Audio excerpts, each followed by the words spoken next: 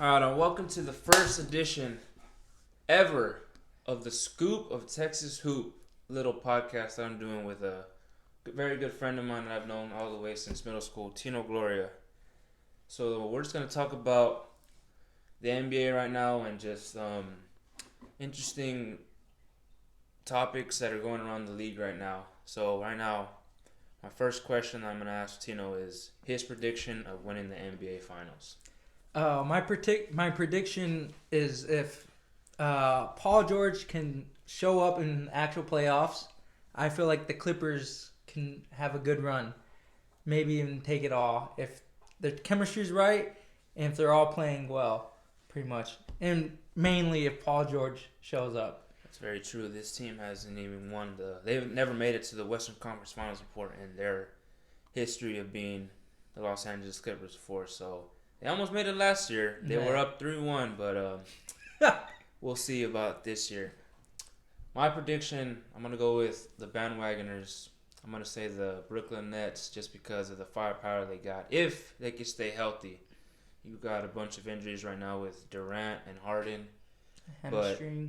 Hamstring issues, and then I think Durant got his thigh or something like that. Yeah. But if this team can stay healthy, they'll be tough to beat. I just don't see a bunch of teams being able to stop that offensive power because you got to guard three superstars that are basically they could win, catch fire, all of them, scoring titles. Yeah. So then you got Blake Griffin. Yep. He's not the best, as he used to be. But he's still, it's Blake Griffin. It's a nice vet just if he stays healthy. Yep. Then he has the chemistry with DeAndre Jordan. Mm-hmm. So that's a scary team going to playoffs. It'll be interesting for sure. But yeah, if they stay healthy, they might make a run. Okay. So next question I'm going to ask you is, who is your front runner for MVP? Right now, I believe it is Jokic from Denver. I mean, a big man can do it all. He's like the floor general. He's the point guard. Everything runs through that man. I mean, he's almost averaging like 10 assists, I think it's like 8 assists a game.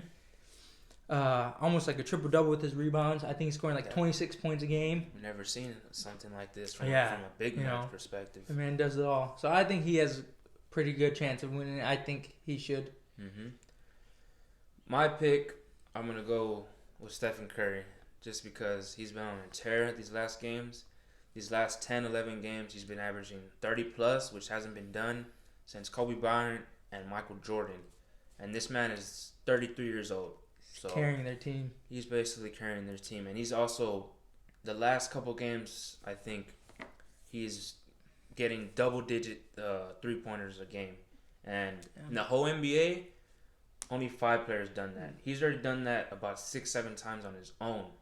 And then in the history, he probably has like around, I may be wrong for this, maybe 13, maybe more of having 10+ threes a game. The rest of the players that have done that, either it's only been 1 time or 3 times, and he's done that quite some time. So that's my pick for the MVP. Just if he could keep this up, it's gonna be tough for him to say. How are they doing in the playoff? Where do they stand? Yeah, how do they stand? I think they're 9th. They're above. So they get a nice little playoff push at the end. Yeah, but it's a little different with the play-in tournament. So. Okay. Yeah, basically it just goes down with the 6th team moves on, the 7th team will play the 8, and the winner of that one will be the 7th seed, and then the 9 and 10 will play. Whoever wins that, they got to face the 8. Oh, okay. So it's a little different. All right. So my third question now is, how is your favorite team playing right now?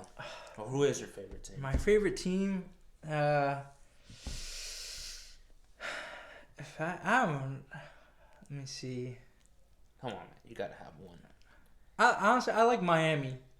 The runner-ups. Mm-hmm. Is it a fluke? Kind of thing they're saying. Mm-hmm. I don't think so. They got Jimmy Butler, Bam, who's playing at all-star level now. Mm-hmm. And Tyler Hero, if he's healthy, he can play, But honestly, I think I like Miami. I think they're doing pretty well right now. And I believe they can make a nice little run in the playoffs as well. Mm-hmm. So I gotta say Miami's probably my favorite team right now. Very underrated, I'd say. Yeah, for sure. My team is the Spurs. Since I'm from San Antonio, I gotta rep my Spurs, and they're doing. They're 10th right now. They could be doing a little bit better. There's some games where I'm just like scratching my head and just like, what are you doing? But that's how it's been past couple seasons, and I honestly think they can make it. They could either make the 7th or 8th seed, but hopefully, if they just play some certain players, give some other players some less minutes, like some older guys. I'm not gonna name any names, but I think that's what has to be done. Do you think the loss of Aldridge helped or benefit them? I mean, obviously he was a good player, but I just feel like he wasn't fitting in our system like the way we like to play at a faster pace, and he's a little he would require the ball to be thrown at him, and it would just be slowing us down. Like the post game down low kind of. Yeah, back I mean to it's the not basket. it's not bad to have a big guy, but he just didn't fit our system. But especially in today's NBA where the big guys stretch the floor kind of thing. I mean he was just moving it, but he like the I think he liked the like low block kind of game back to the basket. Also, his defense was a little suspicious sometimes, where he would give up a few open threes and stuff. But he had a nice career, so I wish him the best. Yeah. And now, next question I want to talk upon: who's your rookie of the year? Okay, my rookie of the year would probably have to be LaMelo Ball. Oh, really? Yeah. I mean, though he's out, but like, look what he did. Like half the year he did play. He's the youngest player to average a triple double. Yeah, I think he made a huge impact on that Charlotte team, especially when he got moved to the starting. Yep. I think he put up really good numbers for a rookie in his first season, and I if they give it to somebody else because his injury he didn't play, I think it's kind of messed up because I think he deserves the rookie of the year. But we've seen this time happen before where they could be playing great, but as soon as they get hurt and they're out for a while, some other guy just steps in and plays. He just fits the role. So, I see what you're saying here.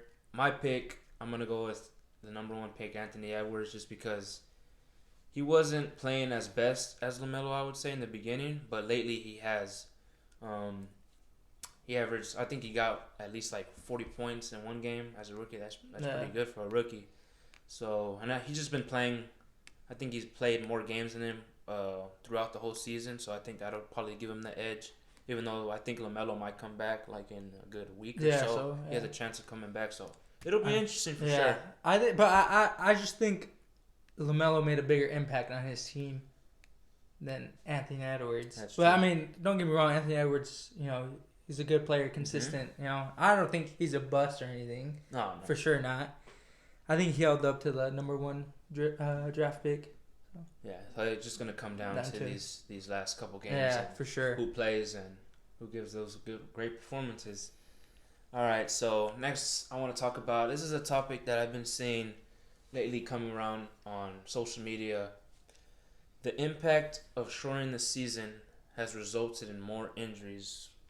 Do you think that's true? Yeah, I've seen that there's a lot more injuries this season than last. I think it's because, they're trying to fit so many games in probably like a week. So, especially like the back-to-back games, players are tired, their bodies get fatigued, it leads to more injuries. Yep. So I feel like there is a lot more injuries this season than previous.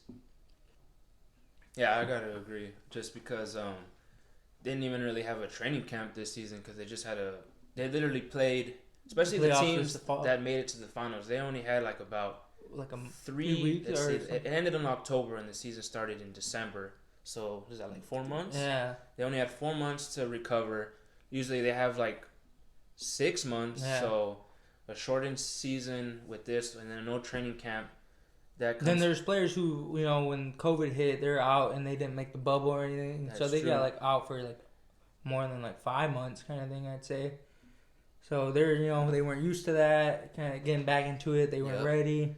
So I think it just led to a lot more. Yeah, just a bunch of fatigue, I'd say. And then especially when they're dealing with COVID, they have to reschedule all these games, which means they have to play them at a more faster rate. Yeah. Like you said, the back-to-backs come in play. So I think that's a real huge part of that, getting them getting them hurt is they don't have time to recover and all, and then you still see teams getting fined because of this when they're trying to rest their players. So I don't know what's up with that either. Like they're worrying about their health in the long run. So I don't know why I see them getting them fined. So yeah, I definitely it had a big impact on their injuries this season. Mhm. All right, next topic I want to talk about is since they are letting fans back, do you see a home court advantage? I don't think it.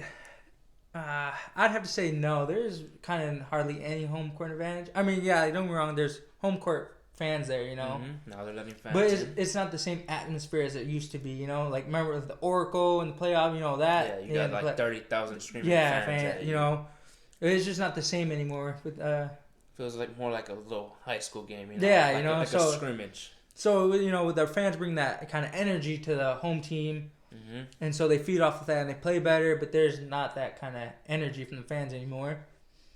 So I think it's just like, you know, it's kind of like the bubble, you know, there's no fans there. So it's kind of like there's no home court advantage. It's just neutral. Whoever team's playing better is playing better. Yeah. Who's going to win. I saw this thing on social media as well as one of an NBA stats guy. He said that this might be the first season where every team will have a better record on the road than at home. Yeah. So I definitely believe. Yeah. I also say even Jason Tatum, I saw he said one thing that back in the bubble, he said that he saw some guys playing differently than they would with fans, and he said that I've never seen this guy wouldn't play like this with fans. So I feel like just with no fans or anything or less fans, they don't really have anything to lose. Like they're less playing, you know. They're just loose. They're not worrying about who's there. There's no like the home pressure or anything. So fans to get in their head. Yeah, you know? So I feel like they'll play a lot better. So that's why they haven't been as successful as home. Like my team, the Spurs, they have like they're bad at home for some reason. They had like a 9-game homestand and they only won like 3 games out of those 9. So yeah, I just don't think there's that home court advantages anymore. Yeah, so we'll see how it goes in the playoffs.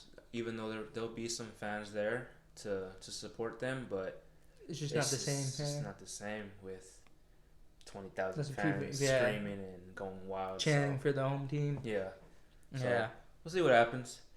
Then our final question: how do you think the NBA has fared or handled this pandemic with COVID better, with seeing less cases, or how they're taking precautions on bringing fans back and stuff? Yeah, I definitely I'm glad they like limited to the number of fans that they're gonna allow to come to the stadium to watch the game.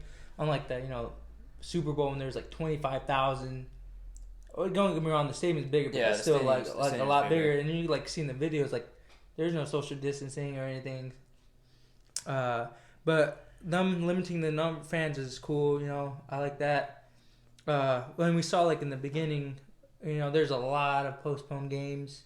Yeah, because of the contact and stuff. So, but as the season went on, there's hardly less cases, any postponed games. Mm-hmm. So I think they handled it pretty well.